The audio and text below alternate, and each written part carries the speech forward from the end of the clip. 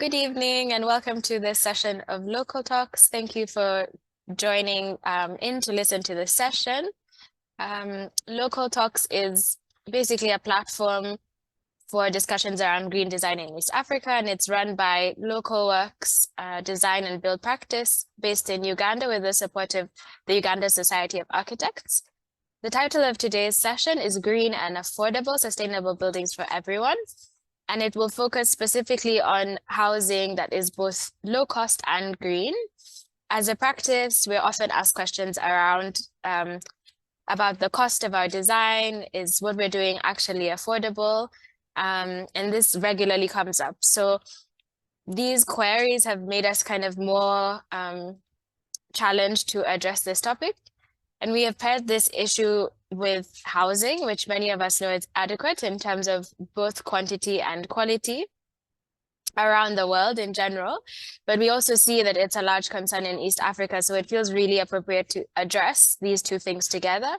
So we really want to question and see whether affordable housing, good quality and comfortable, amongst other things, can also be environmentally responsible. Can the two things coexist?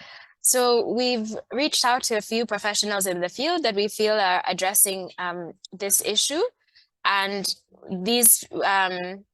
so we will have three different speakers who will be addressing this topic from different angles. And we believe that together they will kickstart this important discussion. We have today Nick Mwai, who's a co-founder and executive director of Living Walls based in Nairobi. We also have Jakob Knudsen, who is a principal of Ingvartsen Architects and the dean of the architecture of the Royal Danish Academy. He's based in Copenhagen. And our third speaker is Sebastian Kaminski, who is an associate structural engineer working in the specialist technology and analytical research team in Arup London. So we're really pleased to have them with us this evening. I will give a very short bio about each of their presentations.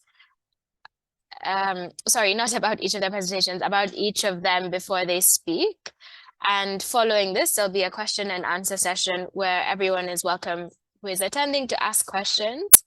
And you can leave them in the chat box or ask your question yourself at the end of the session. And then this session will be recorded and uploaded to YouTube after the Localtalk session is complete. So we'll hand over to the first speaker, who is Nick Mwai.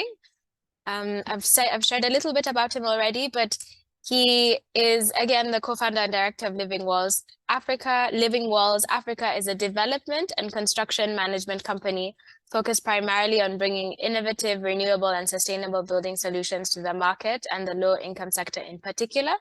Nick has close to 10 years of experience working in the construction and development space, using sustainable and renewable building materials such as straw panels to address the huge housing crisis present in Kenya and throughout Africa as well.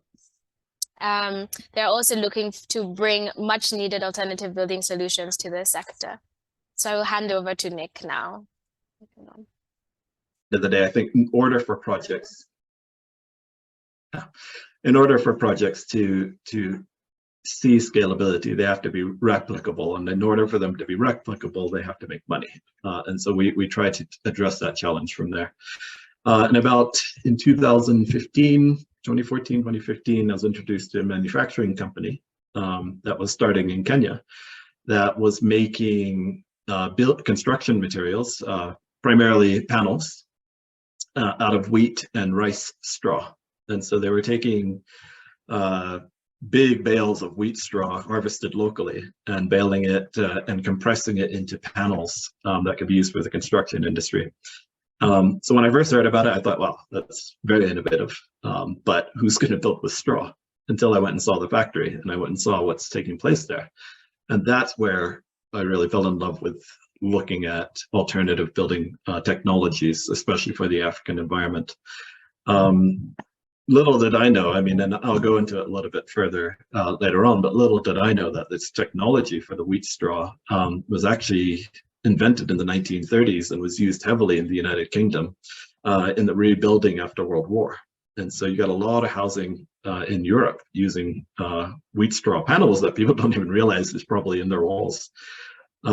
And then it was a private-public partnership between the UK government and a private entity that was building these. It was I believe it was a 20-year project that basically dissolved in 1950. And then all the machineries got sent and purchased all over the world. Probably about 12 machines maybe are still in existence from the original one, of which one ended up here in Kenya. And that's how I learned about what's taking place. There's also a machinery for the same technology in Uganda, in Rwanda, and I believe that there's a factory being built in Uganda. So I think there's a lot of scope for this type of material, which I'll go into a little bit further going down the line. But primarily what Living Walls does is we are looking about building projects, about working with partners, about working with people to gain traction around tackling some of Africa as well, in particular in Kenya. I'll talk about Kenya, but Africa's big challenges around housing, around living with dignity. For example, in Kenya, we have a deficit of over 300,000 units a year. To put that into perspective, in the formal sector in Kenya, we only build 50,000 units, of which only 2% of those units are being used for low-income housing. So we're talking such a small percentage of units going into the low-income housing sector. And when you look at an African population age of around 19, where you have about 56% of the population 19 and under, I'm not entirely sure what the high-end housing market's targeted for, if not just for the wealthy, because I think the young people, the working class, are really desperate for housing. I've sort of highlighted some photos here of the different slum areas that just to depict what the challenge is. I think I'm sure you guys are all very familiar with it. From a safety perspective, fire perspective, health and sanitation perspective, there's just so much challenge that we can face. And then you add that on to the fact that salaries in Africa, particularly in Kenya, are so low. So even if we're not just tackling the youth population, we're tackling the fact that the salary cap really makes it very difficult to get into any of the formal sector housing.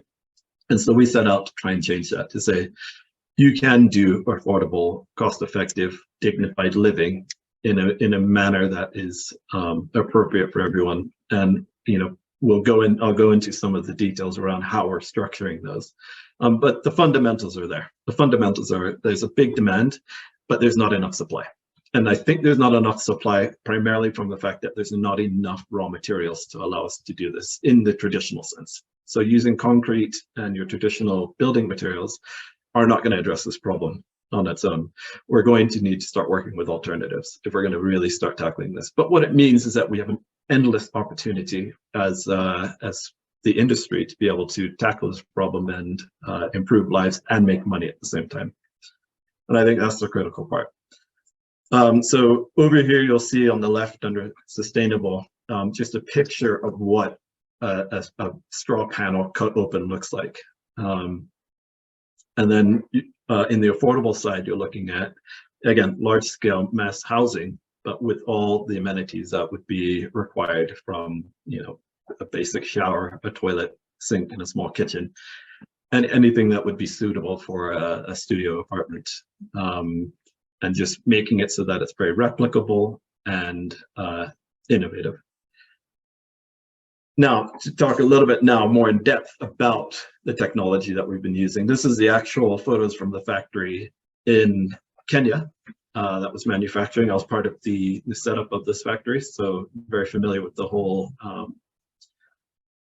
process.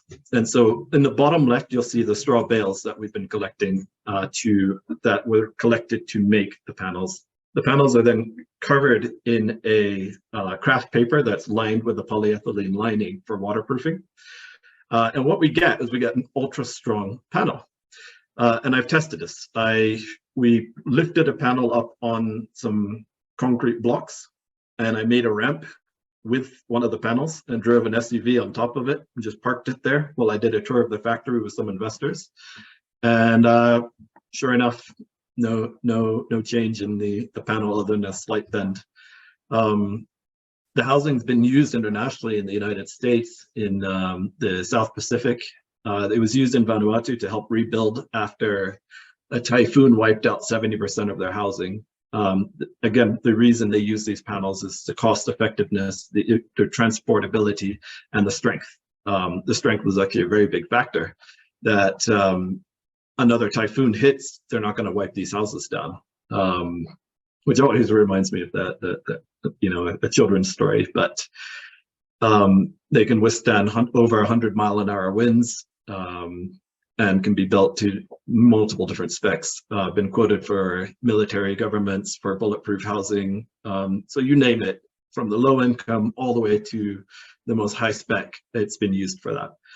In the United States, they rebuilt a lot of housing after Hurricane Katrina, with the same materials for the same reasons. And so I think why I'm so passionate about this material is its scalability. That scalability is almost unrivaled. I mean, you're talking about a wheat farm that can grow in 3 months. 3 months, I'm going to get hundreds of houses off of that. And I can just keep regrowing it. And especially being in an environment in Africa, you're talking about year-round sun. So it's a great rotational crop for things like potatoes. So there's always going to be a demand for the wheat. And from our research, we found that 80% of wheat straw is burned. So when you talk about sequestering of carbon, when you talk about green, when you talk about regenerative agriculture, it checks most of these boxes. When you talk about the safety of it, we've done all the fire rating tests. I'm just going to quickly go to the key properties. So you're looking at the fire rating test, the durability, the time to build. We took a blowtorch, 3,000 degrees, and this is laboratory tests. We're talking like official laboratory tests done in the United States, in the UK, and in Philippines, in Kenya. So we've done tests all over the world. And at 3,000 degrees for 1 hour, directly onto the panel for 1 hour. This is a welding torch that's going to melt metal in seconds. On the other side of the panel, after an hour, you're not feeling any heat. So there's no heat transfer. There was no ignition. So in terms of fire rating, excellent. The only thing that we really have to worry about a little bit with the panels is water. And so really that's where all the water protection is your main considerations around constructing with this material. You talk about sound attenuating as well. They use it in Australia to build amphitheaters and movie theaters for sound quality. So again, we're talking about a very cost-effective material that's answering all of these questions. And so that's what really, this is just a quick brief on the tests that were done, but that's what really our key aspects have been around is, here's a material that can be grown annually, that's natural and native to any of the environments we have here, that requires very little import, that we can trade within the COMESA, that we can transport to each other tax-free. Even when I imported the panels from the United States, from a factory there in Texas, we imported it tax-free because it's considered an agricultural product. So when you talk about all the benefits around cost savings and affordability, here's something that I think genuinely needs to be considered in terms of scalability, along with other materials. I think this is just one of the solutions that we're working with. And here's some examples of what we've done. So the top left was an orphanage that we built about 7 years ago, which is doing fantastic still today. We've built some housing in one of the slums in Kenya called Kawangware.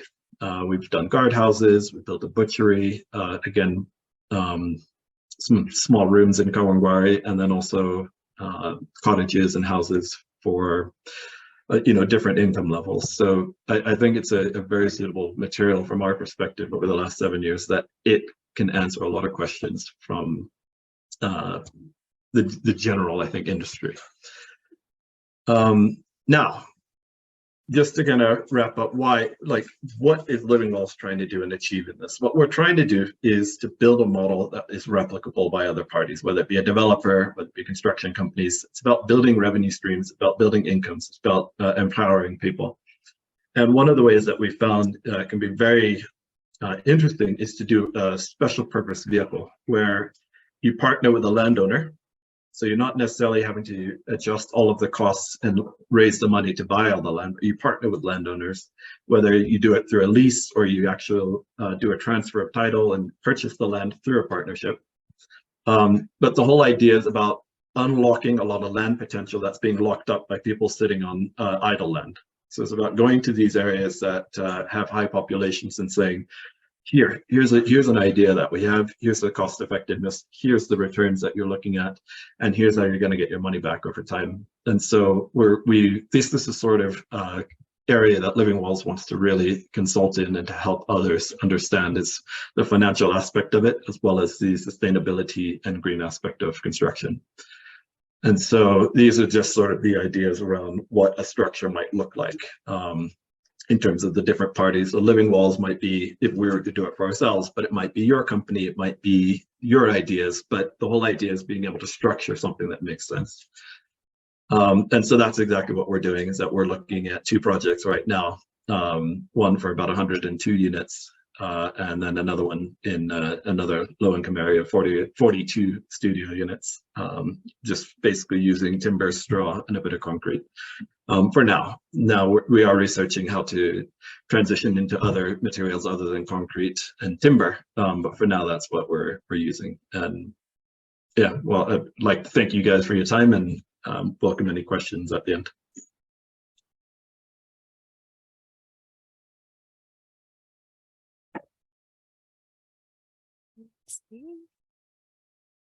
Great, thank you so much, Nick, for that presentation. It's really interesting, and I'm kind of looking forward to hearing, moving into the discussion with this. I think I'll just carry over directly to Jakob, and then we're still hoping our third speaker might join. If not, then we'll go into the question and answer right after that. So a very brief introduction again for Jakob. Not again, I haven't given a bio, but Jakob Knudsen is the principal of Ingvartsen Architects and the Dean of Architecture at the Royal Danish Academy. His primary interest is the implementation of science in bridging architecture and public health to make affordable, healthy and sustainable homes and institutions in tropical climates. He has extensive experience in building practice in Europe, Asia, Africa, and is currently heading the Star Homes project, which I think he will tell us a little bit more about. So I'll hand over to you, Jakob. Thank you. Thank you.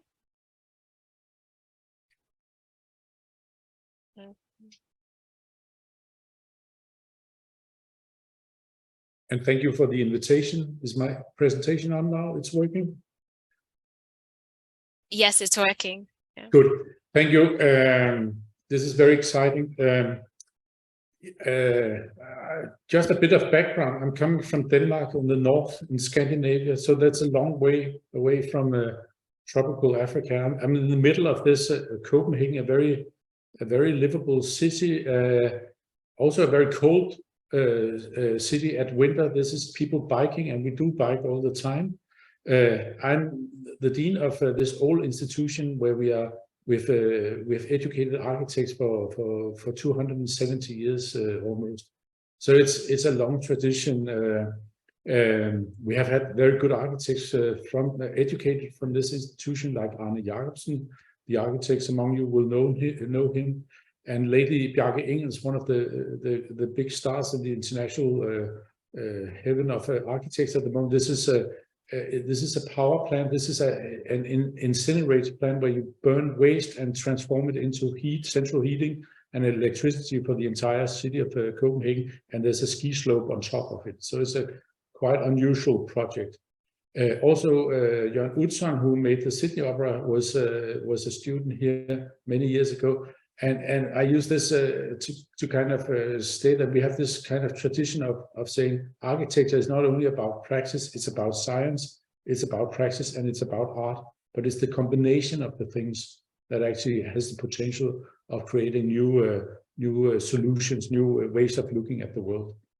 And we all know that architecture or construction is kind of consuming maybe a third of the world's resources, both during construction, but also later when we're using the building. So it's really important that we use materials, that we construct our buildings and infrastructure in a good way. I have a background as a practitioner for many in different directions. I've been doing listed buildings as this one in Copenhagen. I'm also the architect of the main cathedral in Copenhagen, and has been for years. I've done industrial buildings with my company. This is kind of a modular building built in a factory and kind of assembled on site. But I've had this kind of special interest in tropical architecture for a long time. This is a building from the Philippines for a private client where we are kind of testing how we can use concrete in kind of novel ways, kind of exposing also the concrete construction so that they get a nice ambient, a nice, like come nice to look at. We also made a kind of bigger houses in the Philippines, like this commercial center, or this high-rise building, which is 18 stories, I think a mixed also residential unit. But the Philippines is also a place with a lot of violent storms, hurricanes, and we have made this small building as a kind of an answer to some of these problems. There was a lot of houses that were destroyed in this Haiyan typhoon. This house was in the middle of the typhoon area, and it survived. We found out that actually it was because of this open structure. It has this open roof, it has these light walls. It was a way of kind of reinterpreting the traditional Asian house, lifted from the ground, made from light materials, and it actually survived this storm. So we kind of tried to understand how can you also make new kind of answers using traditional knowledge, but try to answer in a different way. And we came up with this way to build back after the storm, where you would not build an entire house, but maybe you made the main structure kind of like the main concrete construction, and then you left it to the tenants to kind of build in bamboo walls or over time fill out the gaps. My interest in tropical architecture started in Tanzania. One of the jobs I did there was a research laboratory when there was a big test for malaria vaccines. I was hired, the money came from Bill Gates, from these big medical trials. So malaria, as you probably all know, is a very bad disease, still killing many hundred thousands every year, and affected even more. And there's been this big effort to make a vaccine, which is not very successful so far. We tested in this lab building I made was meant to test some of these new vaccines, and I think they have an efficiency around 30% or something, but they only last for a year or two. So it's kind of, we still don't have a good vaccine for malaria. But we tried to make this very efficient building. It was also a building kind of made so it would last for many years without maintenance. But inside it was also a modern lab building. Anyway, I started to talk with doctors about the role of architects in disease while doing this building, and I kind of started to speculate on the thing that a lot of the big diseases we have in the world are linked directly to architecture, like malaria, like diarrheal diseases, respiratory infections, but also things like stroke and heart disease are linked in the way that if you have a lot of indoor smoke, you get lots of strokes and lots of heart disease. So we kind of forget, we kind of forget that health is very strongly associated to the house we're living in.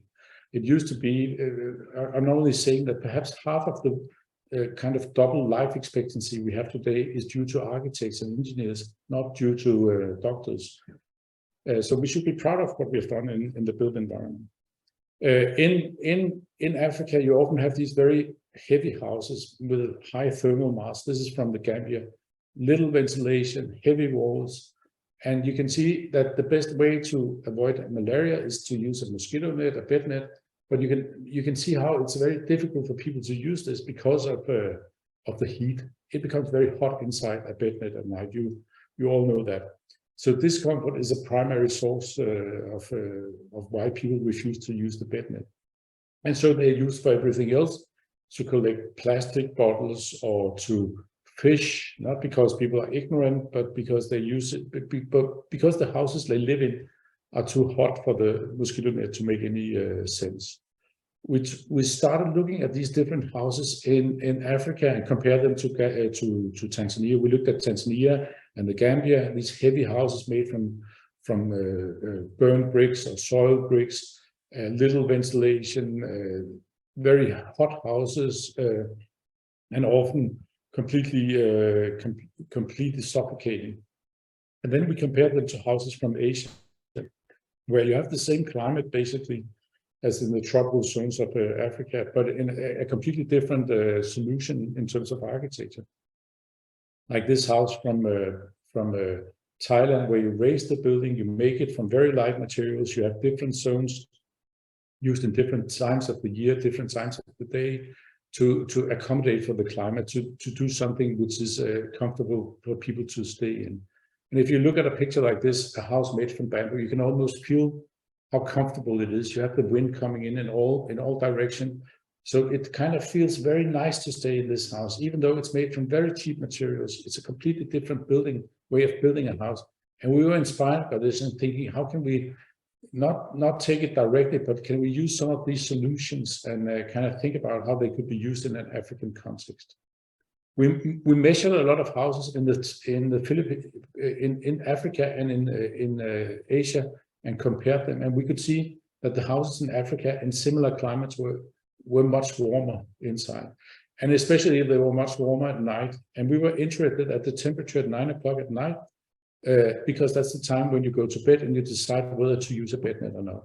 So we thought if we can make the house cooler at night, then there's a chance that people will use the bed net, and in that sense prevent the inhabitants from getting malaria. We also did a lot of modeling, kind of digital modeling, and kind of small experiments trying to see, how can we make openings using different materials, holes, geometry, to kind of learn more about it. And we could see that the more Asian, so to say, we made the geometry and the materials, the cooler it got when we put it into these climate models.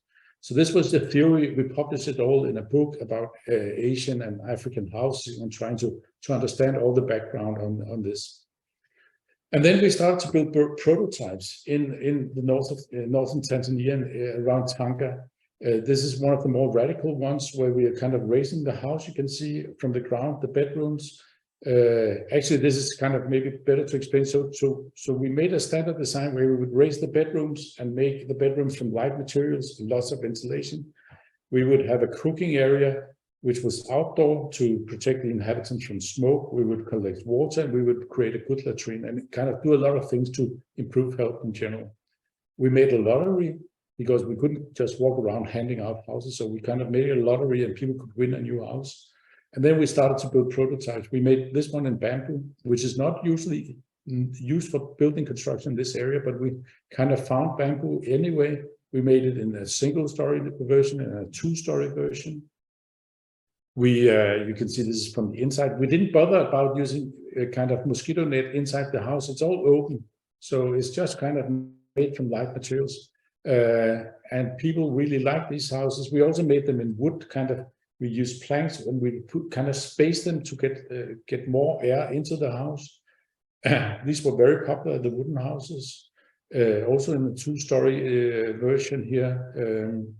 And then this is the most radical, where we used kind of shade net, the net you use around building sites and for shade of cars and stuff.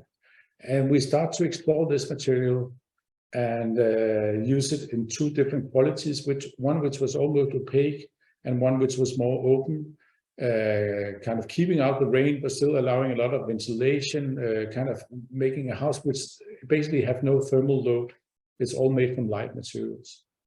Then we tested how many mosquitoes we would get into the house. We worked closely with entomologists, kind of biologists specialized in insects. And we could see, like in the middle, you can see the 2-story houses, they have had a reduction of, 80, 90 to 100% of mosquitoes. Most of it just by geometry, like the bamboo houses and the timber houses didn't have any mosquito nets. It was just by raising the buildings. And the reason for that is that the mosquito that carries malaria parasites, they mostly fly 1 meter above the ground looking for humans. But if you raise the house, then it's more difficult. Also, they go for CO2. So the more you kind of you remove it, the better it gets. You can also see that the single-story houses were not as efficient. And when we tried to modify existing houses, it was not a big success. We kind of also made a second version where we made the ground floor entirely as one open space, kind of screened by netting, and kind of 2 bedrooms on top. This is from the ground floor. We included the cooking area, an open space, a nice space where you could sit protected from mosquitoes in the night, but still cook. And when we came back a couple of years after, you could see that it has been used extensively, but it was still, everything was intact. The inhabitants were still protected. You could also see that there's a lot of smoke around the chimney, so the chimney is not very efficient here. So we kind of went on to see how we could improve this. Then we had some carpenters from Thailand, bamboo carpenters from Thailand, visiting Tanzania. So we took them to a village and said, please show us, how would you build a house in kind of based on kind of skills from Thailand, but kind of looking into the principles we are now using in Tanzania. Could you come up with a design? And we kind of gave them quite the free ranges, and they came up with this house, which is a really nice house to stay in. And we measured this house, and it's several degrees colder than any other house in the village. It's really comfortable to stay in this house. We also made a lot of small experiments like this one from the Gambia. So we knew that there was something about height, but what is the best height? So we made these experiments where we built 4 houses next to each other, and they could go up and down. And so we could place people inside the house, and we could see how many mosquitoes would go into the house depending on the height of the house. And it kind of showed very efficiently, as you see on the left here, that if we raised the house 3 meters, we would reduce the mosquitoes by 90%. So this is kind of, again, no screening, nothing, no insecticide. It's just geometry reducing the need for or kind of protecting the inhabitants. And the reason why they go up and down the houses is that you have to kind of, we couldn't just build them. We couldn't know if there was a place where the mosquitoes would like to stay. So you do this to kind of make a complete randomization, so you know that it's not a coincidence. After this, we set out to try to see, what can we do if we really try to get this right? Now we've built these prototypes. Can we actually address the 3 big killers of children in sub-Saharan Africa, which is malaria, respiratory tract infections, and diarrheal diseases? And can we use architecture to do this? And so we gathered a big team of architects, entomologists, that is biologists, medical doctors, epidemiologists, social scientists, and statisticians, and everybody else, and tried to get it right. And we built 110 new houses, and then we kind of we have at the moment children living in these houses, and then we compare them to children living in traditional houses. This is in a rural area. And so we have around 1,600 children we are following for 3 years to see what is the actual effect of a good house on health. To our knowledge, this has never been done in the world before. You have never built a house and tested how it's influencing the health of children. They are spread over a big area in the south of Tanzania, just on the border to Mozambique. At the coast, it's probably 50 kilometers by 40 kilometers the size. It's a rural area. It's a quite poor area. We're building 1 or 2 houses in each village. We kind of, before doing this, we investigated 16,000 households to kind of find out where are the interviewing people, looking at all kind of data. We built prototypes again, this time 3 new prototypes for this area. We started with a wooden construction. Actually, we wanted to make everything wood. We couldn't get enough good wood, and also, especially, we couldn't find enough good carpenters. So we had to give up on wood for this experiment. Actually, because when you're doing a medical experiment, it has to be precisely the same construction. It has to be exactly the same house in all the locations. You cannot have variations. It has to be the same. So we found this system, LGS, from Tanzania, from Dar es Salaam, where you kind of roll up a piece of metal into a profile, and you cut it in length. And we built 2 new prototypes, the one on the right first, where it's almost only netting, and the one on the left, what looks like concrete, is actually only kind of 15 millimeters thick slabs of concrete. So you put a net and kind of like a concrete of kind of cement plaster, which is both stabilizing and kind of giving protection. But also it has very low thermal load again. So we have this concrete foundation, which is actually kind of also made without a strip foundation. It's just a kind of a slab. And then this very light construction on top of it. This is from the night. We've put a lot of light inside here to show it. We have a basic design where we have a ground floor with cooking, and on the first floor, 2 bedrooms. We have a good latrine. We are harvesting water. We are improving the cooking facilities. We're trying everything we can to get it right. This is from the first floor before people moved in. We're using these shade nets again in different qualities. The staircases, you see how we're using corrugated sheet as a slab, and we're pouring concrete, a thin layer of concrete on top of that. We're trying to get all the details right, so we are using these aluminum profiles so we can also change the shade if it breaks. It's actually, by the way, very strong. We've had houses now standing for 6-8 years, and they are still intact. And this is the final house we selected, the one we've built in the villages. You can also see we are adapting the Swahili bench, this kind of traditional way of greeting your family and friends coming to your house. When we look at the material consumption and kind of compare it to a traditional house in a village, we're using 70% less concrete, around 30 to 40% less embodied carbon. So we think that we have kind of got a long way in kind of making a more efficient and green house. We gave out the houses after having a lottery, in kind of a public, very transparent lottery. So in a village, there might be 50 households that was kind of ready for the lottery, kind of eligible for the study, meeting the criteria, and then we would have this lottery. These are kind of a typical house that would be replaced, kind of a poor house. And 110 houses in a rural area is a lot to build. So it was not easy during COVID to do this. This is one of the houses constructed. You see the main metal frame here. It came up in 1-2 days was the time needed on the ground to make the main structure. You see it here closer. You put the concrete first to make the slab, the foundation, and then you came with everything at once. This is after the walls has been put on, and then you put in the screens. And now all the houses were delivered last summer. We've been monitoring the houses for one year and 3 months or something. We're following these. The families are living in these houses. They are having their daily lives. We are learning a lot. It took a while in the start for people to get used to them, at least for some families. But now everybody are living in the houses, and I would say are happy for the houses. But of course, they are also very different from the houses you have now in that village. We're harvesting water. That's a very popular thing.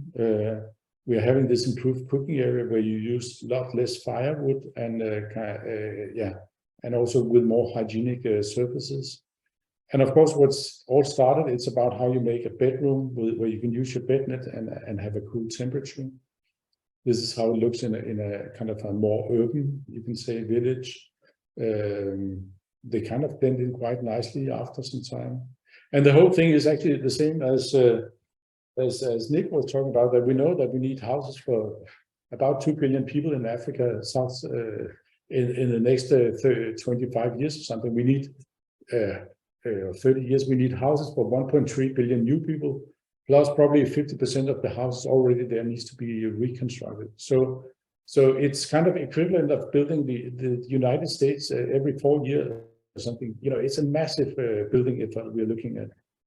And we are trying to look to Asia, but we also find these examples going back, like these are from Angola in 1910. You have these granaries where people are actually building in styles similar to what you find in Asia, lifted from the ground, kind of made from light materials, looks exactly like houses from Asia, but they kind of forgotten. So we have been trying to find these old examples. We've also tried to look at new materials. So we have invested in bamboo. It was hard for us to find bamboo, so we have invested in bamboo farms.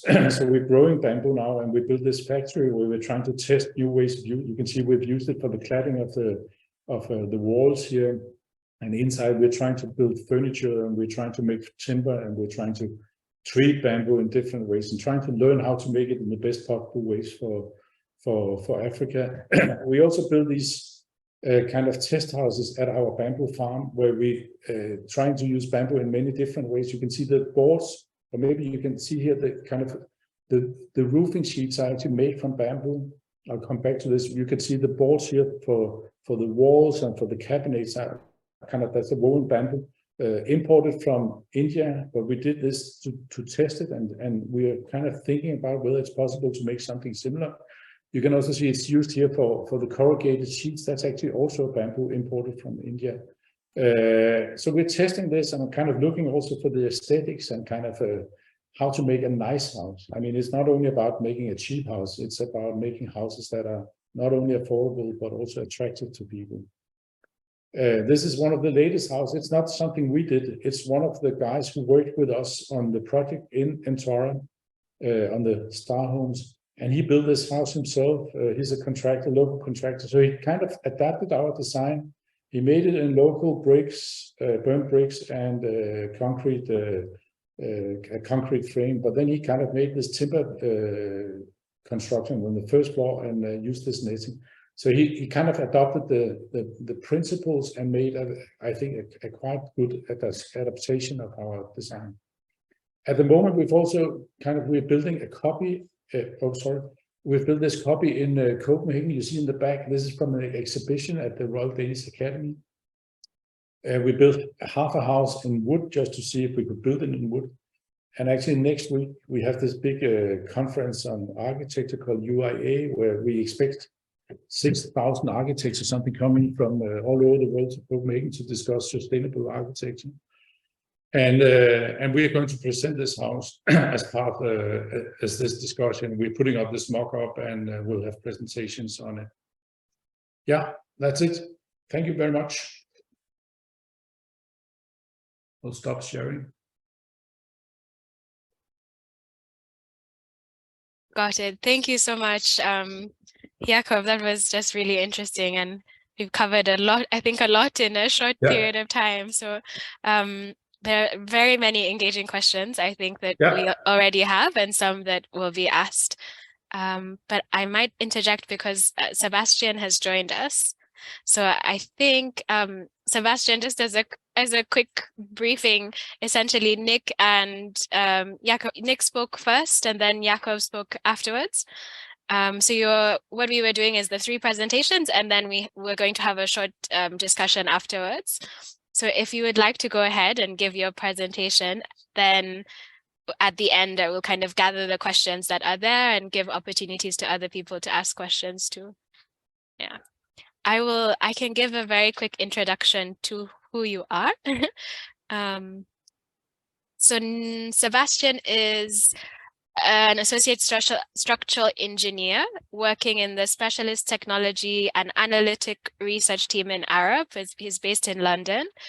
For over a decade, he's worked on structural and seismic engineering projects in humanitarian and developing world contexts across Latin America, Africa, and Asia.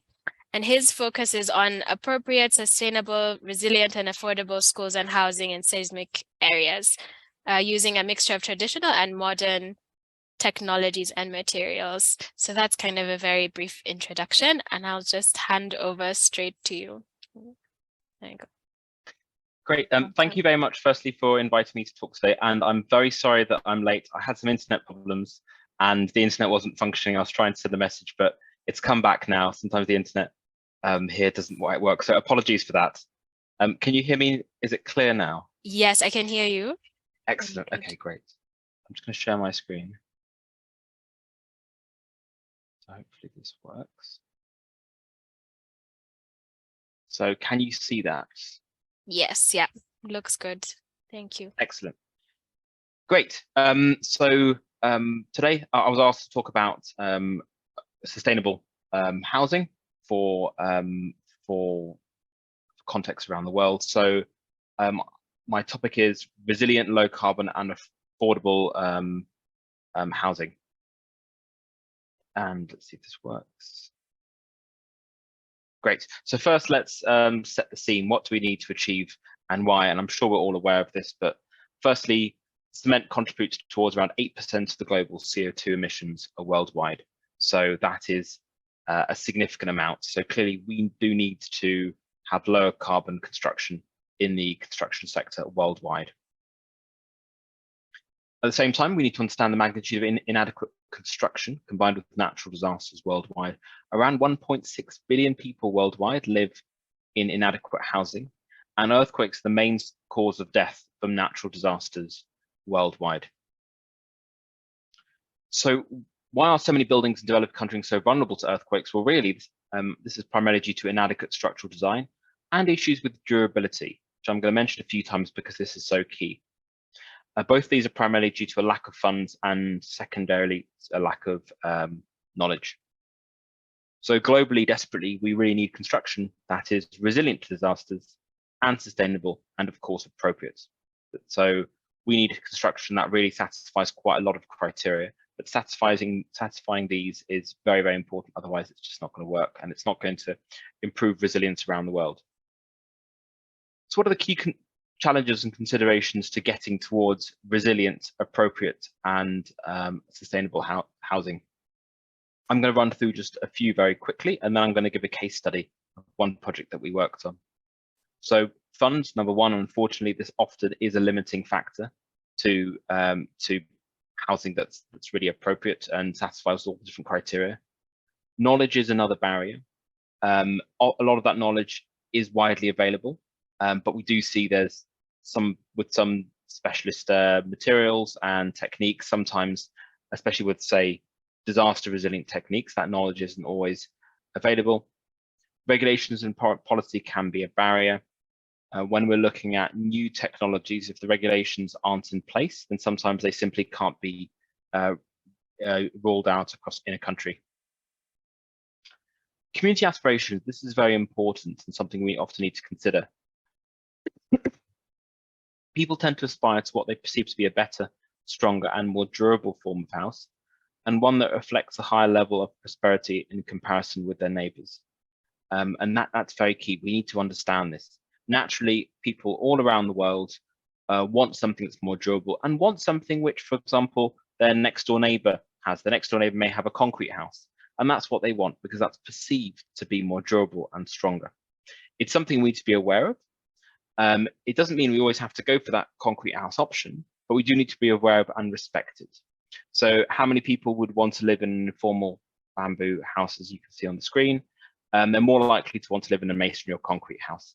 It is possible to change people's perceptions, and we've done this through workshops when we've tried to introduce a new technology, for example, using timber or bamboo, but it takes time and it's not automatic and one can't always change people's perceptions. This is also something to be aware of, a desire to reinvent the wheel. So in post-disaster context and indeed sort of longer term development context, it's very common for us as designers, might be engineers or architects, to actually want to come up with new designs. And we often see these alternative designs being proposed in various contexts around the world: plastic bottle housing, super adobe housing, tires, housing out of tires, housing out of all sort of alien materials, container houses. Now, I think the message here is that unfortunately a lot of these techniques, they tend to be alien techniques. They're not necessarily a good use of recycling materials. They don't use locally available materials. And generally we don't see that these sorts of alien technologies and techniques taking off. What's much more effective is vernacular systems, vernacular techniques. So building on the traditional, building on that, and actually using what's locally available, something that the community understands and can adapt. And that's actually where the international community, in terms of that's where the international NGOs have typically gone in the past. There was a lot of experimentation with this, and it still happens post every disaster. But the larger NGOs tend to say, no, these solutions aren't really the most appropriate. It's better to have systems which are much more closely related to the vernacular. And we do have a desire to reinvent the wheel as designers, but actually in the humanitarian and in longer-term international development sector, sometimes that's not the best solution. Sometimes the best solution is one that already exists, or we take an existing vernacular and we just improve it. One of the other barriers we see in the sector is myths, misconceptions, and armchair experts, especially on, let's say, novel materials. So materials such as sometimes timber, more common, for example, bamboo and others. There's a lot of claims out there, a lot of information on the internet that's not, some of it's very good, but just one has to be aware that some of it isn't quite right. And these misconceptions mean that some of the designs that we see that are built, they don't really work technically and they're not very durable. So it's something to be aware of. Just because one sees a lot of designs on the internet, they're not always the most appropriate use of different technologies. Industrial pressure and corruption also is another barrier that we see against rolling out sort of novel materials. We saw this in Costa Rica, where there was a large housing project, and the organizers actually, and that housing project was actually out of bamboo. The organizers of that project actually started to get death threats from some of the traditional industry out there. So just to be aware that sometimes when introducing novel materials, it can existing businesses can feel threatened by that, and that sort of corruption sometimes can become a barrier. Lastly, we need to be aware that most new construction in developing countries is actually self-built. It's not built by governments, it's not built by NGOs and organizations, actually self-build. So if we want to truly influence that sector, then it's actually a lot harder. And it's even more important to think of technologies which can be fully self-build. So that's really pointing towards using vernacular materials and avoiding alien techniques and technologies. This is a case study we've been working on for the past 12 years, developing a seismically resilient and sustainable housing system for El Salvador. Little bit about El Salvador. So it's a small country in Central America, about the size of Wales in the UK. It's a very highly seismic area. It lies on the Pacific Ring of Fire. It's relatively dense. And it's very hot and humid, so very high rainfall, so very aggressive conditions for natural materials. We've been working with an NGO called Redis, and the brief was to develop a more sustainable form of construction for housing in rural and peri-urban areas that is seismically resistant, easy to construct using semi-skilled labor, durable, cost-effective, sustainable, uses local materials, generally appropriate for the community. So there's quite a lot of things to consider there if we really want it to be successful. So we started by looking at the existing construction systems in the country. There's the whole mixture of construction systems: masonry, confined masonry, reinforced masonry, prefab concrete, and adobe. And then we also came across the Bahareki system. Most countries have a derivative of this. This is basically similar to wattle and daub. Nearly every country has that because it's a very intelligent use of local materials. It uses timber or bamboo for the frame, and then mud or manure for the plaster. And the system in Latin America, it's quite well developed, and the housing that you can get there, it's not typically built anymore, but it was built quite a lot in the past. But it's actually mid to high-end housing. It's not just very informal housing. And it can be quite surprisingly seismically resistant. On the bottom right, you can see a photo that I took after the Ecuador 2016 earthquake, where that housing survived with actually not that much damage. The downside with this and most vernacular systems is durability, unfortunately.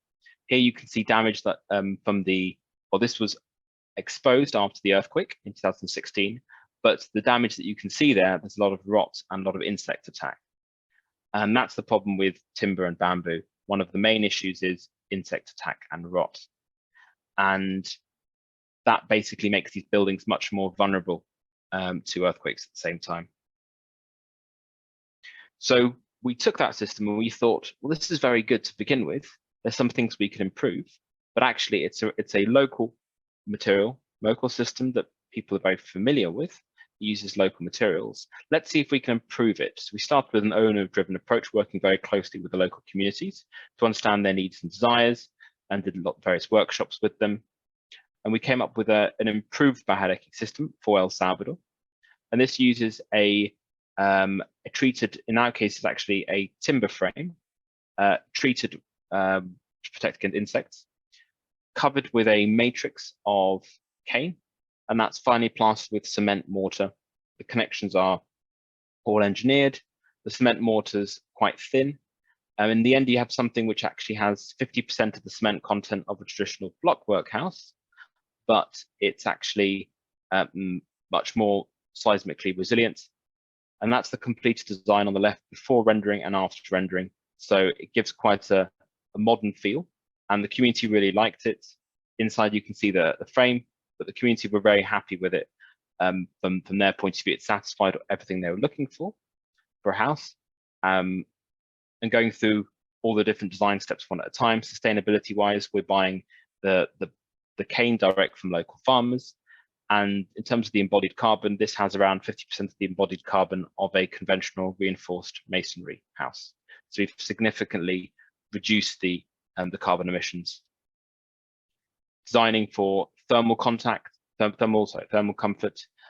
We used sort of good practice techniques for that, using a heavy wall. Well, heavy, it's not that heavy, but a system that uses sort of cement mortar for the walls means you've got some thermal mass, which keeps the house cool during the hot days, and then using large openings and vents and several doors in the building gives you some cross ventilation, some natural ventilation. So that keeps the houses quite cool.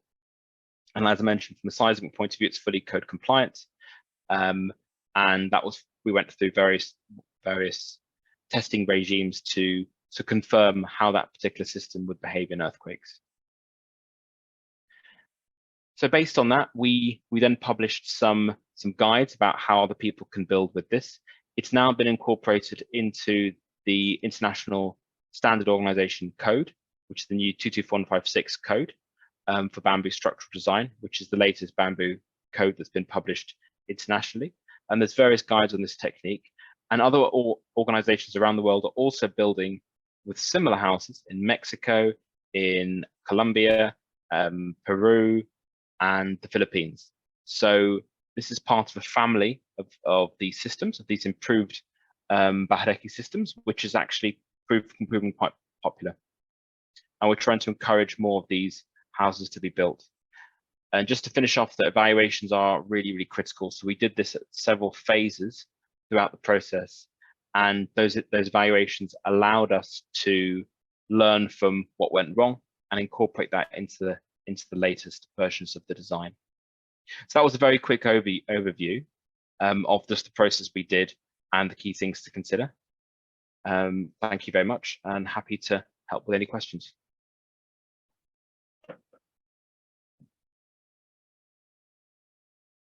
All right. Okay. Thank you, Sebastian, for your presentation. I think all three presentations have been quite different, but like really staying within the topic of kind of low cost and housing at the same time, low cost housing that is green, which is kind of quite key and important to this session. So thank you for your presentations. We've had a number of people ask a variety of questions already.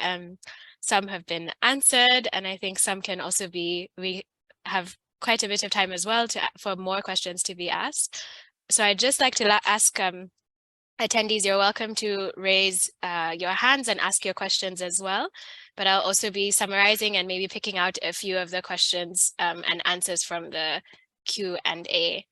I think as I let people kind of go and start to raise their hands, maybe we could start with, I think, as expected, a few people have asked about the actual cost, what it actually costs. And I think this has been answered by Nick maybe, but maybe if the three of you could speak a little bit to the comparison of what it costs compared to kind of conventional building in the areas you've worked. So maybe what is the percentage, I guess, of cost difference? And then if you do have particular examples, or what the cost per square meter is, or how much some of the examples you have shown cost, that could also be, I think, interesting to tie that up together. So whoever I think wants to go. Should I start? Yeah, go ahead. Yeah. So in our 110 houses was the price was $9,000 per house. That was very precise. That was excluding the kind of the architectural help needed, because this was a kind of very extensive, because it was this research project. But $9,000 per house was the price. And I think when we try to calculate and ask around in these rural areas, it's a kind of a standard house, a modern house in a village is $6,000 to $8,000 for something similar. So it's more expensive at the moment. Mm-hmm. But if we would kind of start to produce at that scale, we could definitely get the price down. Mm-hmm. Also, I showed this example in this steel construction, and many people have been asking about it. That was the choice we made for this, but actually we can make it in several different materials, also lowering the price. For us, it's two key components: is the geometry, and then kind of the big ventilation areas. These are the two main things, and you can do this in many different ways. But yeah, something like that. There was also a question about the price of a Thai car and this bamboo house. That was much cheaper. I can't remember, but maybe half of that, or even this. And then there was a question about the house we built in the Philippines, and I'm not sure about that, but that was much more expensive, I would say, because it was only one house, and it was kind of custom made everything. So it was probably $20,000 or something. All right, thank you for that. I don't know if Sebastian or Nick also want to speak on that, or. Yeah, Sebastian, if you want to go first, or I can jump in. Go for it. Yeah, I think with scale, costs will obviously start to drive downwards. We found with our constructions that we've been saving about 30% on the total cost of construction. I think there's a lot more savings that can be made as we start to make these products more modular, and the training systems are less required. When you look at the Kenyan context around building code and things, it's also a lot cheaper than building with stone, because you don't need the same regulatory requirements for construction. So in terms of being able to build, the permit process is much easier. So there's a lot of things that add to this 30 to 50% savings. The time factor. We built a 146 square meter house in 10 days to be under roof. So in terms of labor costs, in terms of materials, transportation, we made a quotation for northern Kenya. There's a company that was doing containers for staff housing for an oil exploration company. And they were going to spend, I think it was around $3 million in transport cost. We were going to save them $3 million in transportation costs alone, because one container is one truck. So when you can transport maybe 5 or 10 houses in a truckload, you can imagine the cost savings in that scenario as well. And then it just, the list goes on and on. There was a government that was looking for housing that was in a very hot area. So there's air conditioning requirements now, because the panels are very insulating. They don't transfer heat really at all. They were going to save $1 billion a year in electricity costs alone, just on air conditioning, because the temperature variation within the house from the hottest day to the coldest night was very, very stable. So the air conditioning requirements. So I mean, it really depends on the project that you're building. Okay. But yeah, I would say our experience has been between 30 to 50% savings. Fine. Also, in terms of cost, so we found that these houses in Latin America and in the Philippines tend to have a similar cost, or maybe slightly cheaper than, let's say, equivalent reinforced masonry or confined masonry. But these houses are, let's say, they're fully code compliant and they have a design life up to 50, 60 years. This is a very permanent house. So it's not designed as sort of a temporary or transitional house. All right. Okay, I guess the question, I see a question here asking what does low cost and affordable actually mean to you? And I think it could have been more a starting point as well. Like who are we trying to address with all these construction, with these projects? All right. I think there are no questions. We could move into maybe a little bit about like the construction process. I think there are a few questions around like sort of who builds it. Firstly, maybe who is the target for building this? I think all of you have touched on it during your presentation. But who builds it? Is it appropriate, I guess, for newcomers and anyone to kind of join the process and use these materials? And then maybe also to add to that, we could ask about the time scale and how quickly is it built. I think that's kind of often associated relevant when you speak about costs. So sort of, are people also given manuals? How do they know how to work with the materials? I think this might go maybe more to Nick.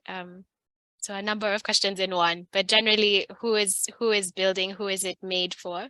Who is it made, who is the target builder?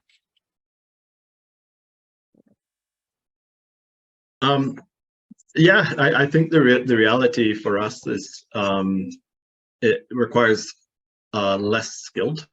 So it really caters to more of the masses. It's not a very technical style of build. Of course, there's some considerations around the cutting of the panels. There's some machinery, light machinery that's required because they are very dense. You'll need cutting discs, so you don't want just anyone running around cutting, because these things will cut your hand off, sort of thing. The machines, and so. But in terms of what you need on site, it's a welding machine if you're using steel. It's some screws, some power tools. Nothing heavy duty if you're just doing a single story, simple build. So it's very ideal. Like when we've built in rural areas or we've built in the low-income sector areas, in the slums and stuff like that, to be honest, we have one or two technical people that know how to use machinery, and the rest are just local labor from the area who can just handle the materials, can listen and learn quickly. But we found within a couple days, people can learn it. So it can cater to really anyone. From our experience, a little more technical, of course, than your very low-income housing, i.e., your informal sector. But the idea is that it should be a product for the masses. That anyone, anywhere should be able to learn it fairly quickly. There's video demonstrations. There's training that can be done, and the training is not going to take years. It'll take a few days. So there's nothing too technical about the process. Again, very high-end homes and stuff could be very technical, and I think then of course you're going to need a very elaborate team for that. But and we've had some companies do some really remarkable things with the panels, which in my opinion, very unnecessary. But they were doing their own light touch with it to make it very high-end, very expensive.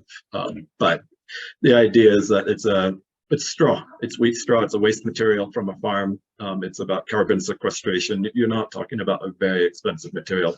The great thing is it's used all across the board. So it's not just about high-end, it's very much caters to the low-end communities as well.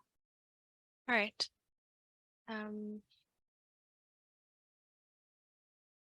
Maybe we could, I don't know if you'd want to respond, or we could shift it to you. Jacob, do you want to go first?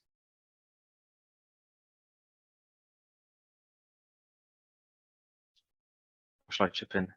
Sorry, what did you say, Sebastian? Would you like to go first?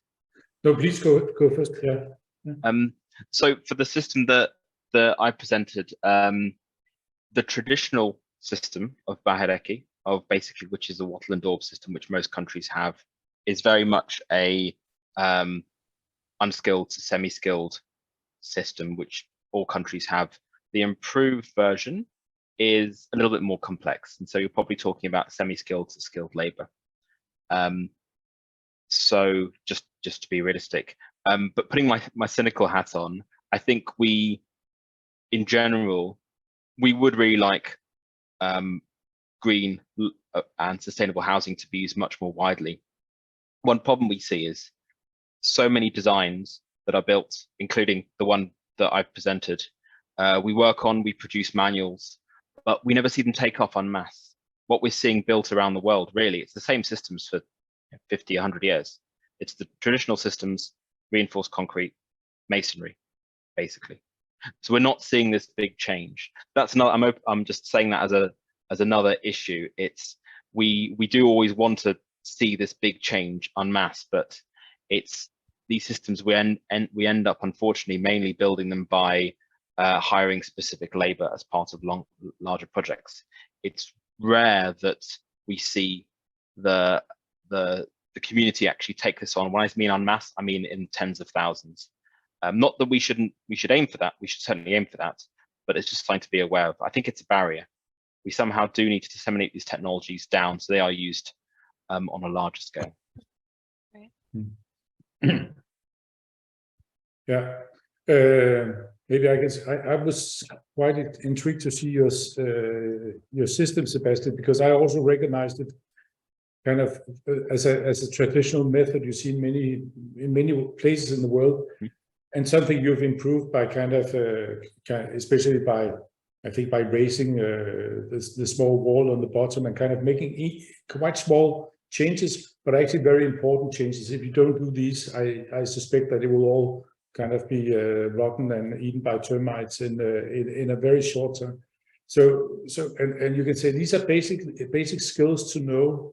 And if you know about this, you know, you can build many different designs, you can do many different buildings, but often there is a lack of knowledge on basic building techniques in Africa, I have to say, among builders.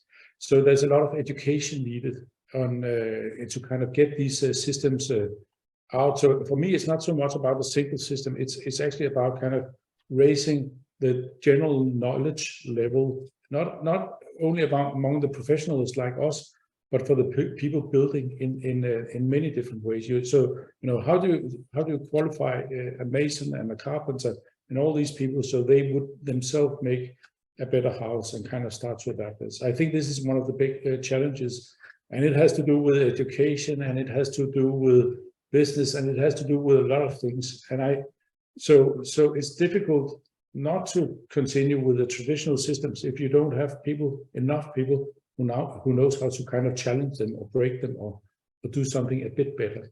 Yeah. So that's one of the things. I don't know how to address it in a better way, but for me, it's not so much about the actual building system. It's about having enough people who knows how to challenge the existing knowledge and kind of push it further. All right. So I think it's the same problem you will face, Nick, that, you know, when people start to use you, I think you're really a good product, but if it's not used in the right way, it will rot away from the start. And our bamboo houses, if they're not raised, I mean, they can last for 30 years if they're constructed right, but if they're not constructed right, then they can rot away in 3 months. So there's a huge challenge there, which is basic knowledge about building components and how to deal with it. Right. Okay, thank you. I think if Felix has a question, there we go. You want to ask your question? Yes, I have. Hi, good evening. Hello.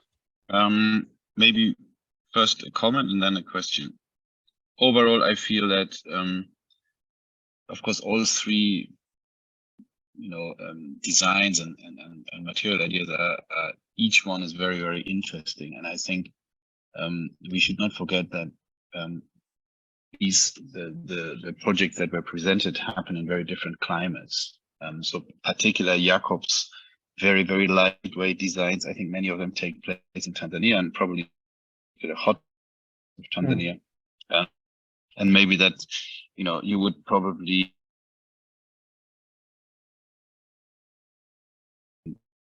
in Western Uganda, where it gets very, very cold at night and where you could probably not sleep behind a shade cloth or something. So I feel that just as a comment, so that, whether a building needs thermal mass or whether a building needs primarily just to provide shelter from sun and rain, I think this is, the correct answer lies in where are you actually building. So my question is to Sebastian. I thought I really liked your approach and how you, even just how you introduced your project brief, what the targets were of this project, and then the idea of, looking at vernacular technology and then looking at the weakness or the weaknesses and then trying to improve it. I also really liked your comment about self-build, because in my view, the numbers that we're looking at, the scale of the issue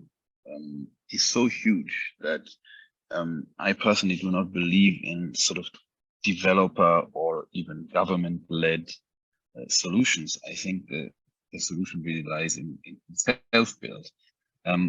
Now, I would like you to just say a few more words about the weaknesses that you identified and how that then informed your final design. You have sort of explained your design, but you have not necessarily explained, okay, you have sort of mentioned, yeah, durability is the main issue. But what exactly informed the decision to go with the technology you've now actually gone with? And does self-build still play a role in this? Thank you. Felix, that was to me, right? I think. Yeah, it was to you. Okay, cool. So good question. So on your first question, the main weakness in wattle and daub worldwide is durability. It's of the timber and the bamboo. The timber is typically not treated, or if it's treated with maybe a traditional technique, which will do something, but it won't give you that full protection against insects and termites. The timber, the vernacular systems where they've used systems, they tend to use a naturally durable hardwood. They're now very difficult to get hold of. They're typically not sustainably sourced, and they're very expensive, which leaves a softwood, which tends to be much more vulnerable. And the systems that use bamboo, again, for the main structure, it was the same problem with vulnerability. The other problems were the strength wasn't reliable, and also sort of more minor problems about sort of health when using mud mortar in Latin America.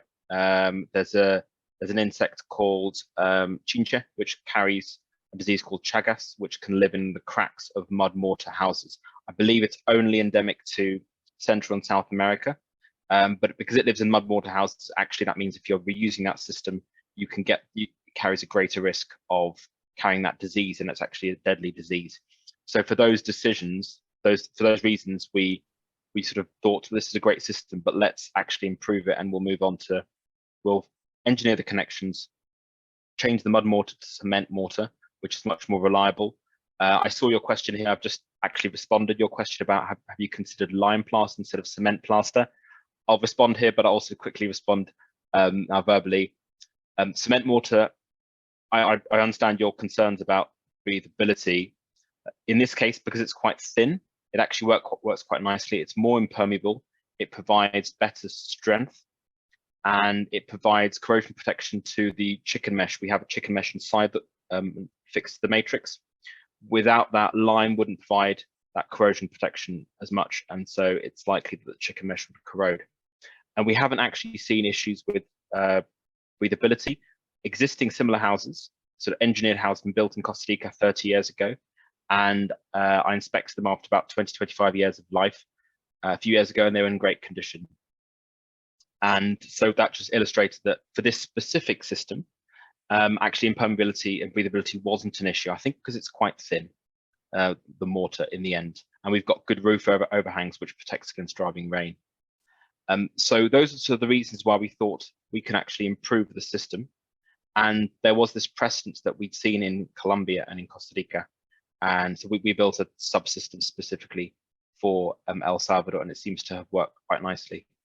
And going back to your other question about scalability, we'd love to see the system. I think we'd all love to see all the different systems we've talked about today built on a much wider scale.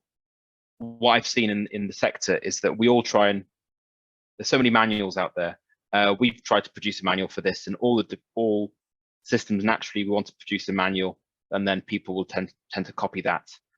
But we're just not seeing it take off, unfortunately, and we're not seeing any of these good systems necessarily take off. People want to build with what they're familiar with, what they're aware of. Reinforced concrete, probably when it first came along, it wasn't adapted overnight. It gradually diffused into around the world, and same with reinforced masonry. So I think it'll be something analogous to that. When you have a new material coming in, maybe even CGI sheeting, when that first came in, distributed itself around the world, it took time for people to start to adopt that. A construction system is similar, but a bit more complex. So because it's all part of a system if we want it to be safe, especially if we're in a highly seismic or typhoon area. I think it is a challenge. How do we diffuse that down? I don't know the answer to that. But definitely starting off with governments and some of the large, international NGOs and the local NGOs, that can certainly help. And just providing training. When we're talking about building in highly seismic areas, that's a bit different, because self-build of a new system in a high-risk area can carry a lot of risks there. That's a much more complex issue. I don't know how we deal with that. When we're in a lower risk area, like not really seismic or only low seismic, then it's easier to diffuse a new system out, and we're not that worried if it doesn't get built that well, because it'll have maybe durability issues, but we won't necessarily have big life safety issues. So yeah, I'm not quite sure how we deal with it. I think it's a big challenge. And I'm just, if I could add on to that, Sebastian, I think that's very good observation, and it's actually been one of the things we've been trying to tackle from the financial sector. What we found big success, growing fairly rapidly, was partnerships with the banks, with the microfinance lenders, with the SACCOs, the savings and credit organizations, the ones that really are the savings groups for the people, so to speak. Now, what was interesting from our experience with the microfinance lenders was how quickly people adopted to it, because the microfinance lender sees this kind of construction is less risky for their banking portfolio, from our experience. And so where a bank will always look for less risk, they're going to push that product to their clients. And so that's exactly what took place, was that the bank was saying, look, you build with this, we're going to be able to release this loan a lot quicker, because one of the challenges we have is you're using insufficient materials. We're worried about fire. We're worried about this. We're worried about that. And if you're building a system that's going to address our worries, we're going to unlock a lot of finance for you. And so that's been one of the ways that we've been observing from that sector. It's looking at, in order to make something scalable and replicable and to have the developers really take it on, you got to make it financially viable, in my opinion. So if something is going to be financially viable, it's going to make the investors money, it's going to make the people putting money in want to keep doing it over and over and over. That's going to answer a lot of questions around why people should be switching to something that's going to increase the returns. The real estate market in Kenya, the high-end markets, for example, are only yielding about 3%.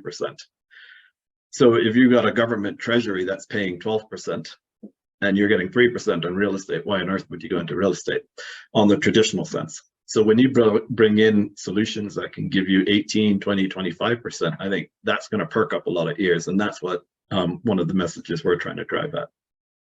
Sorry, just to add on to what you're saying.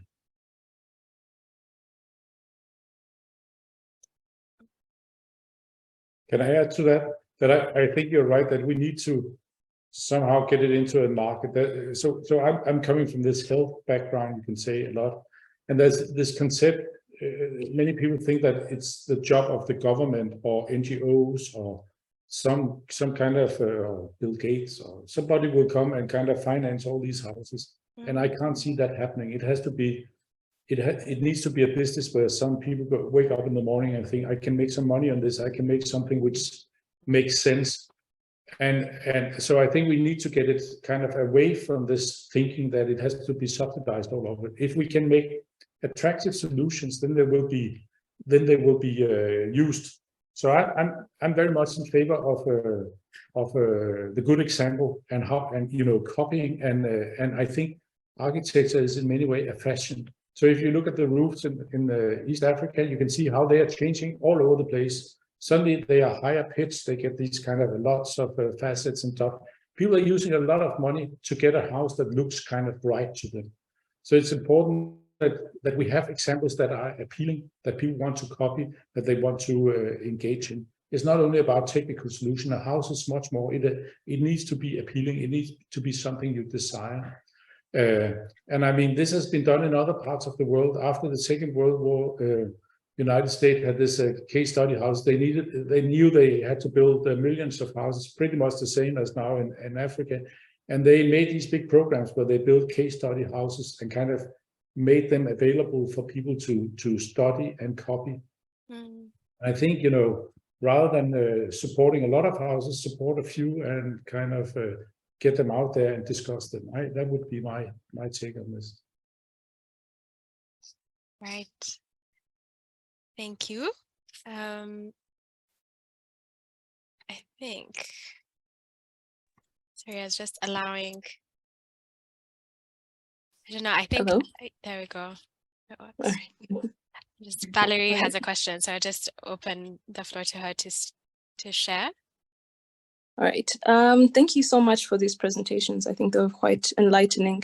I'd asked this question in the Q&A, but I thought that I'd just ask it here as well. This is to Jakob. I found it very interesting how you found this typology or this style of building in Asia, and I might be repeating this word for what I said in the Q&A, but you also found these granaries in here in Africa. And I guess on a more anthropological side, why is it that you maybe from this research, what's your theory on why the dwelling houses that you found in the African context are more, you know, made out of these solid mass buildings rather than the lightweight materials? Because surely if the environment's the same, then you'd expect to find something similar here that's sort of addressing similar concerns. And I don't know, Randy, if it's okay if I ask a question to Sebastian as well. And it's just maybe looking at maybe some of the challenges of trying to bring the wattle and daub style of construction into different contexts, especially in terms of the mud. How do you what am I trying to ask? How do you get this maybe to work in different contexts where soil makeup is different?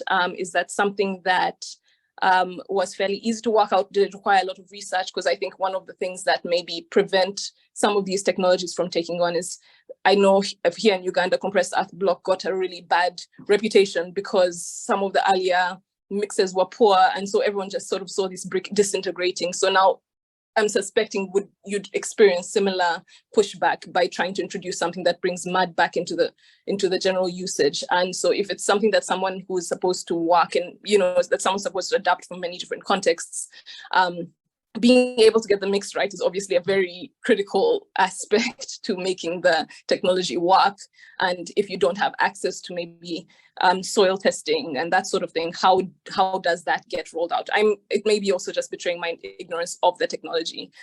Does it have flexibility in that respect? And also, have you explored alternatives to a wood frame structure? Yeah, so those are my two and a half questions. Okay, should I start with why?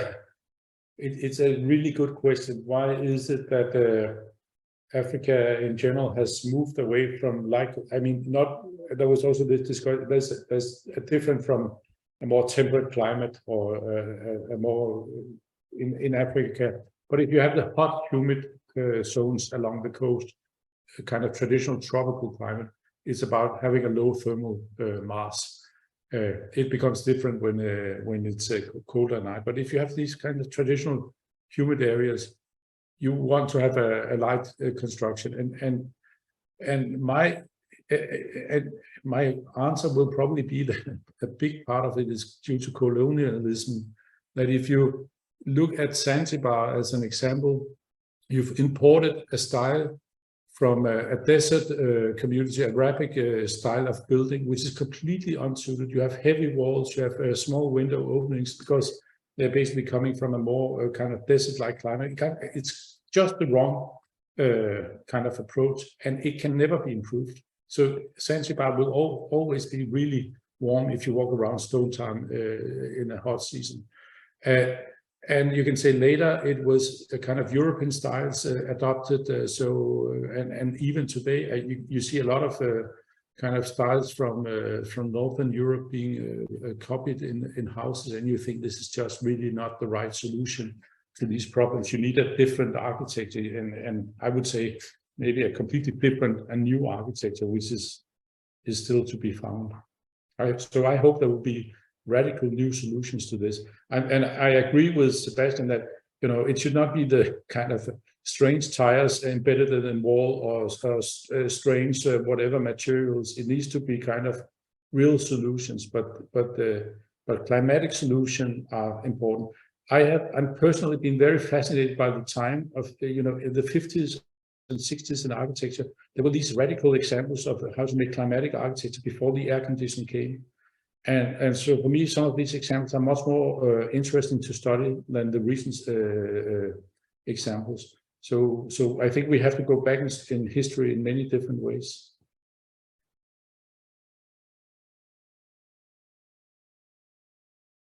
Thank you. Great. I think, yeah. Shall I chip in on the other questions as well? So Valerie, regarding earth, sorry, I don't think I explained that correctly, apologies. So the traditional system of wattle and daub in most countries has earth or manure or a mixture. What we've proposed is replacing that entirely with cement mortar. We chose cement mortar because it gives much more durability and it gives good structural performance, even though it does have some cost associated with it, and it does have some embodied carbon associated with it. It's actually very durable, and to the point where those houses can last 60 years without the cement mortar being replaced. It's a very durable solution. So we've actually moved away fully from earth. It's interesting what you said about CESB blocks, and yes, unfortunately, they can be quite like any system, they can be quite sensitive to quality. And if you have CESB blocks that aren't produced right, then immediately the community won't want to adopt them. But equally, they can be quite good when the quality control is good. The soil type is very important, but also the right amount of cement and mortar and so forth has to be added. Your second question was regarding wood. So, and how does one bring in this particular technology to a new context? So in El Salvador, we proposed timber for the frame because that was the most affordable material for the frame.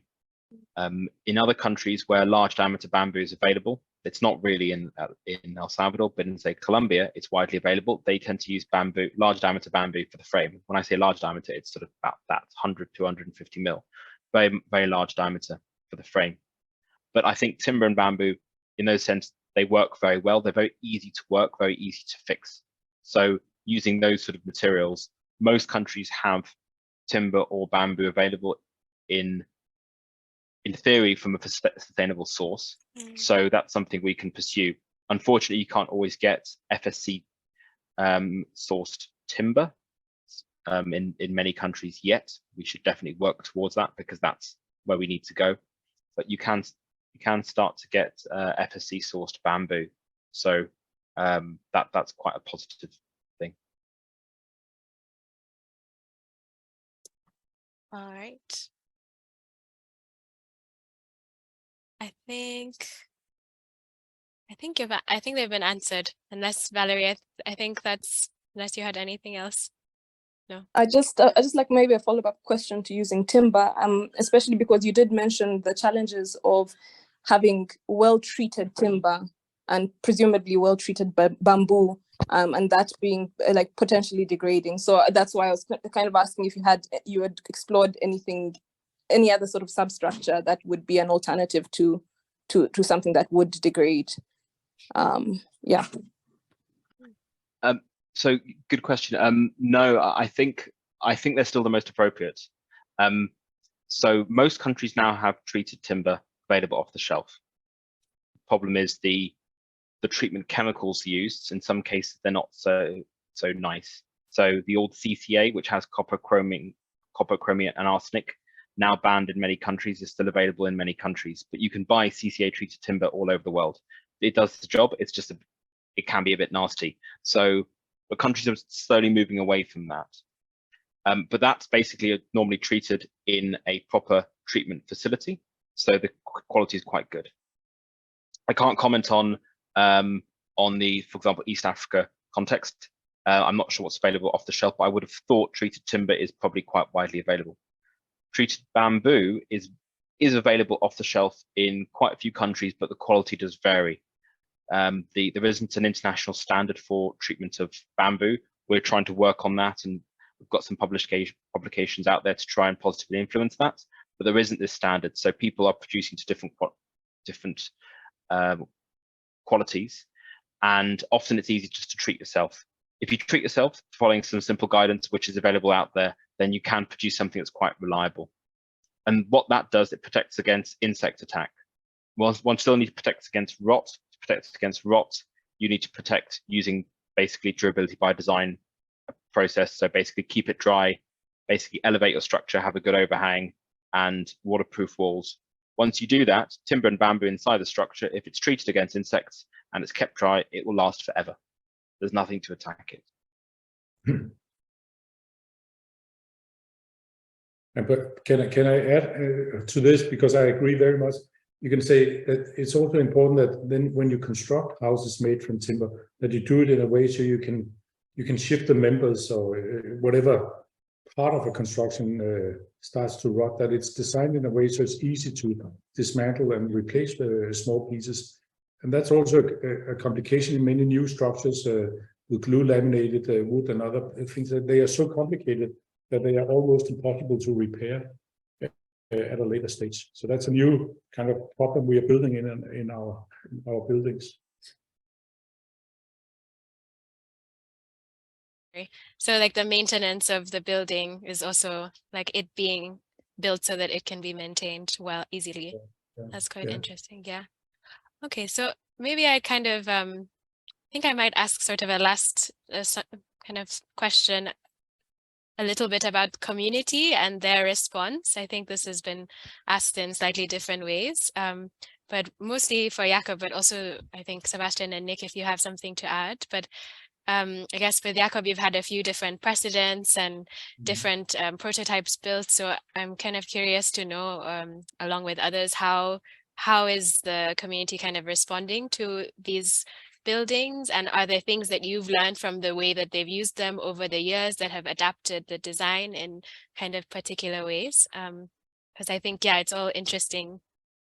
So the first 10 prototypes or so we did was built in these kind of this small villages in the north of Tanzania, where I've been coming for more than 20 years. So there was also a trust among us, you know. So they trusted that we would not do something harmful. So they were very well received. People would really like to use them. They kind of kept them very well. So that and of course they were also alien in the start to some, but they were really well received. Now the 110 houses we built now in a rural area in the south is different. There's been certain families who were kind of where they felt very alien, I'm pretty sure in the start. But after a year now, it's also obvious that they really enjoy them and they like them. And I would say now it's close to 100% that are using the houses as intended and kind of really enjoying them. But it does take time, and there's been a lot of we also faced a lot of rumors and kind of, I mean, if somebody came to your family and say, would you have a free house, you know, you would also tend to think, what's, you know, what is the catch? So we had all kind of rumors about Freemasonry and witchcraft, and you know, that we were stealing the children at night, and so we really had to work with that, with the community in many different ways. We were doing radio broadcasting shows where we were kind of explaining it to the local communities. There was these big football matches among the research team and the villages, and that turned out to be the best at all, because people were, you know, there's something is happening when you spend time kind of hitting each other in football. Then it was like there was a trust afterwards, but we have spent lots of time building trust in the communities among these new houses, and we are following it very carefully. So we know that they are alien, of course they are. So maybe I should also say that now I presented this design and it's the same all over the place because it's a research project. But of course, we've also designed them in many other ways, and you could do that. You could use the principles for many different types of designs. We just had to make the same house 110 times for this specific reason. Yeah, interesting. Okay. All right. I think if Sebastian and Nick, if you have anything to add, maybe you're welcome to. Otherwise, no. Okay. So no, that's fine. So I think maybe there's still a number of questions, but I think it's probably a good time to wrap up slightly. So I think I would maybe hand over to the three of you if you had any kind of final remarks to make or something to share with the audience, and then I can see whether maybe following this presentation some more information can be shared if necessary, or answers to some of the still open questions. I think Sebastian has shared a link to the engineering guide that for the system that he's described, so we can share information like that as well. So yes, I think if you do, I just open the floor to you if you have anything you'd like to say, final remarks, but if not, that's also okay.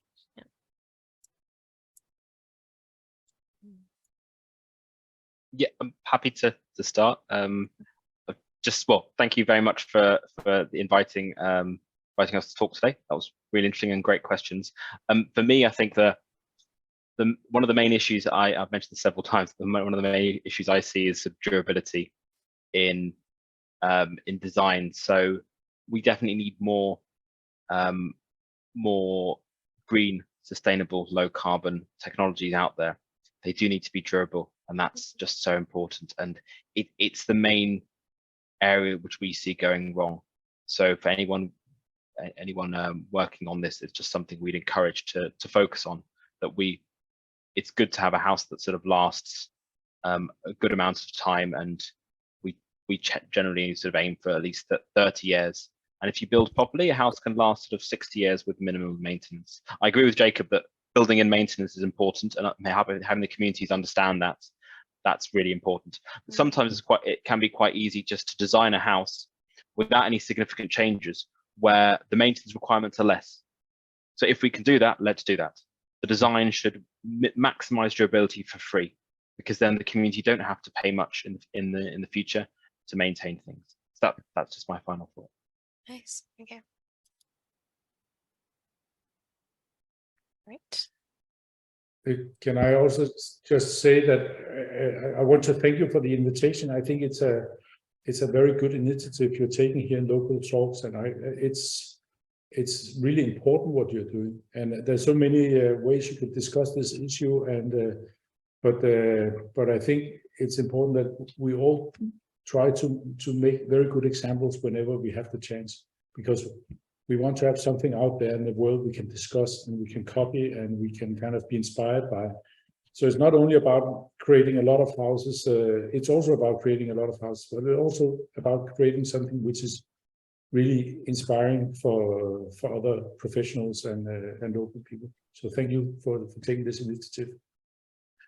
All right. Yeah, and I'd like to mimic what Sebastian and Jakob are saying. Yeah, appreciate the invitation. I think this is a great forum for the challenges we're trying to address, which is the durability, the scalability, but you get there by combining mind, by combining ideas, by combining initiatives, because if we're going to try and all tackle it on our own, I mean, it's exactly as you see it. But if we can combine ideas on how we're going to tackle these things together, we're going to see a lot more progress take place within Africa. And I think that's where I like forums like this, because this is a great way to learn about the ideas. I think exactly as Sebastian said, from an engineering perspective, you get the engineering right, you get the design right, you improve durability by 10, 20 years.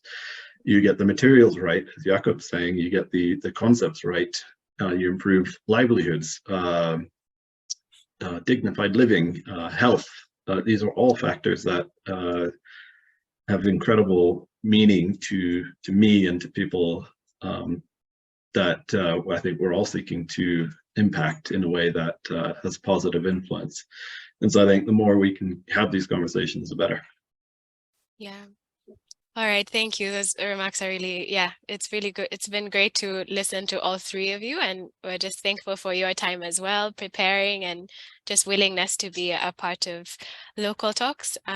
And yes, I think generally it's a very important conversation. So we're just happy to have it now. And I think I can only imagine that it will continue. And I think for us, I think there's not been today representation from Uganda, but it's also kind of encouraging to see what's going on in different contexts, some far, but others close, and see what can be applied. And I think generally that it feels as though there's an individual challenge to all of us as professionals or just people who are interested in sort of green design and how it affects the majority. So yeah, thank you again, once again. And I think I've recorded this session. Unfortunately, I started a little bit late, so some part of it will be missed, but I will share this on YouTube. We have a YouTube channel where I'll upload this.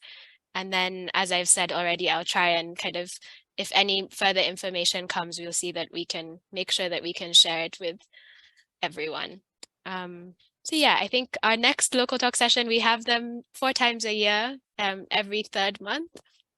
So we have a newsletter that goes out, so we will make sure that everyone knows in advance what the next topic is.